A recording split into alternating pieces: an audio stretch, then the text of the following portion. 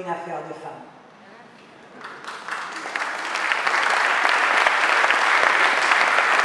Je suis Christine Champton-Annie, je suis une des co-auteurs du livre Les Mauriciens dans la Grande Guerre, 1914-1918, qui est lancé ce soir et publié par les éditions Vis-à-Vis. Ce livre est une chronique des événements vécus par les Mauriciens pendant la Première Guerre mondiale, à la fois s'ils se sont engagés sur les fronts et à la fois à Maurice, puisque l'histoire de la Première Guerre mondiale s'écrit aussi du point de vue de l'île, où les gens vivaient au quotidien, avaient évidemment écho de la guerre par les journaux. Il y a eu aussi des hommes qui sont partis sur tous les fronts et dans différentes armées. Au départ de ce livre, c'est un projet pédagogique.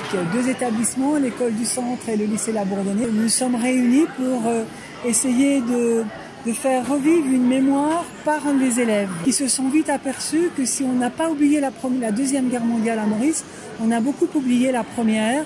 Et pourtant, il y a un élément qui est le déclencheur de notre travail, c'est le monument aux morts devant le Collège Royal de Curpie.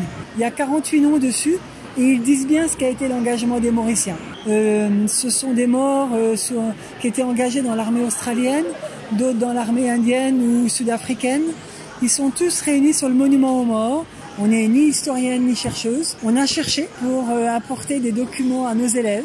Donc oui, les 2 co-auteurs qui ont été coordinatrices de projet ont fait des recherches. Nous offrons un livre plutôt grand public qui réunit des documents qui aujourd'hui sont là en partage, que cela soit pour des passionnés d'histoire, des curieux d'histoire ou pour des futurs chercheurs ou des chercheurs d'aujourd'hui. Alors d'abord, on a été beaucoup à la Bibliothèque nationale consulter les journaux de l'époque, qui est quand même notre principale source. Et puis nous avons été un peu aux archives nationales voir les documents officiels. Mais surtout, nous avons fait chercher nos élèves. Ils ont été cherchés dans leur famille. Nous avons eu la chance de tenir entre nos mains des lettres datant de la Première Guerre mondiale, écrites par des Mauriciens, que ça soit sur le front d'Orient, sur le front français. On voulait qu'à la fin de notre projet pédagogique, ces lettres ne repartent pas dans les familles. Qu'on voulait, nous, c'était restituer une mémoire disparue.